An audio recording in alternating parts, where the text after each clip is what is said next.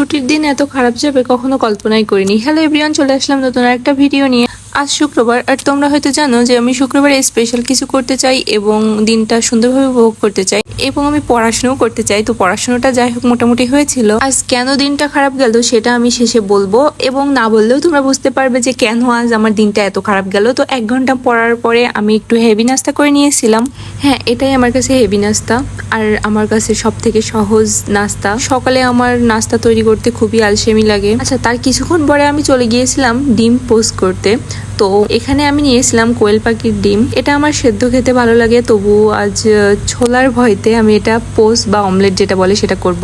এবং আমি এখানে মাছ ভাজি করে নিয়েছিলাম, এবং মাছ ভাজি আর কোয়েল পাখির ডিম দিয়ে আমি একটু 2 নম্বর ব্রেকফাস্ট করে নিই, কারণ আমার আবার ক্ষুধা পেয়ে গিয়েছিল। যেহেতু আমি আজ সারাদিন বাসায় থাকবো, এই জন্য রান্না করে যা খেতে ইচ্ছা করছিল খেয়ে নিলাম। গরমকালে যদি তরমুজ না হয় তাহলে চলে, বলো বন্ধুরা? তো আমি এখানে তরমুজ নিয়ে নিলাম এবং এটা ঠান্ডা ছিল। তারপরে আমি শিনচান দেখতে দেখতে এটা খালাম এবং উপভোগ করলাম। একদমই উপভোগ করলাম না আজকের ওয়েদার। আমি শুরুতে আমি বলেছিলাম আজকের ওয়েদার মানে আজকে আমার কেন মন ভালো নেই। আজকের ওয়েদারটা আমার একদমই পছন্দ না।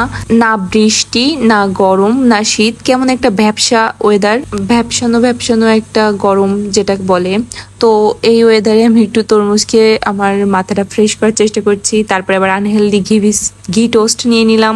এইটুকু। আজ আমার দিনটা খুবই খারাপ গিয়েছে। আশা করি কাল ভালো যাবে এবং নতুন ভিডিও নিয়ে আসবো। বাই।